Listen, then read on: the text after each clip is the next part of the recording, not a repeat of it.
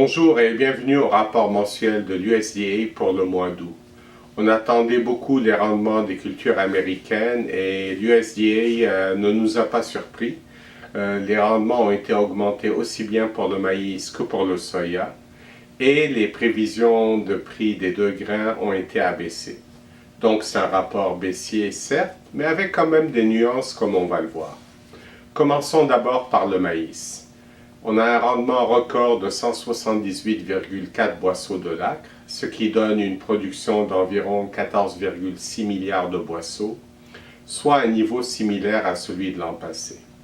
La demande animale augmente de 100 millions de boisseaux par rapport au mois passé. Les exportations augmentent aussi de 125 millions de boisseaux, ce qui fait qu'on se retrouve avec des stocks en 2019 de 1684 millions de boisseaux, soit 343 millions de boisseaux de moins qu'en 2018. Le prix médian est estimé à 3,60 $ du boisseau, ce qui est quand même 20 cents supérieur au niveau de 2017-2018. Maintenant pour le soya, on a un rendement quasi record de 51,6 boisseaux de l'acre. Compte tenu des superficies, on se retrouve donc avec une production record de soya aux États-Unis de 4,6 milliards de boisseaux, soit 194 millions de boisseaux de plus que l'an passé. Les stocks en 2018 baissent de 35 millions de boisseaux, ce qui est quand même positif à cause d'un très bon programme d'exportation américain pour l'année en cours. La trituration pour l'an prochain augmente de 15 millions de boisseaux par rapport au mois passé, ce qui fait que les stocks en 2019 s'établissent maintenant à 785 millions de boisseaux, soit 355 millions de boisseaux de plus qu'en 2018, et le prix médian baisse à 8,90 $ du boisseau, ce qui est 45 cents de moins que pour l'année en cours. Au niveau mondial, la production de blé baisse de 6,6 millions de tonnes par rapport à juillet, principalement à cause de la sécheresse dans le nord de l'Europe.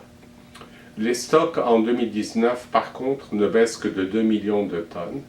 Et, surprenant, la production en Russie augmente d'1 million de tonnes pour s'établir à 68 millions de tonnes, malgré tous les rapports faisant état de sécheresse dans l'ex-Union soviétique. Il faut quand même souligner que ce niveau de production est nettement inférieur à la récolte record de l'an passé. Quant au maïs, la production mondiale de maïs augmente de 7,5 millions de tonnes, principalement à cause de l'augmentation aux États-Unis. Et les stocks en 2019 se retrouvent à 155,5 millions de tonnes, soit 3,5 millions de tonnes de plus que le mois passé. Maintenant, pour le soya, au niveau mondial, on a une production qui augmente de 7,6 millions de tonnes, principalement en raison de la hausse aux États-Unis, ce qui fait que les stocks mondiaux en 2019 s'établissent à 106 millions de tonnes, soit 10 millions de tonnes de plus qu'en 2018. Il faut quand même souligner que ce scénario pour l'an prochain est basé aussi sur des récoltes records de soya, aussi bien au Brésil qu'en Argentine. Et évidemment, ce soya n'a pas été encore semé.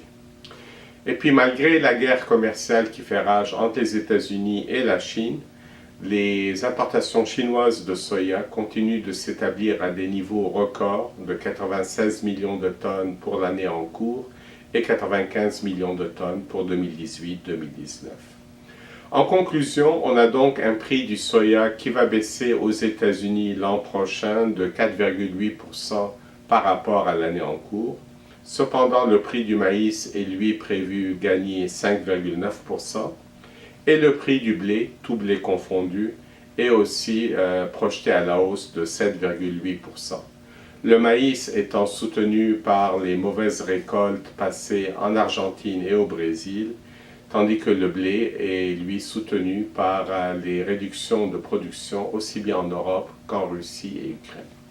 Voici ce qui conclut notre analyse pour ce mois-ci. Au plaisir de vous retrouver en septembre. Merci.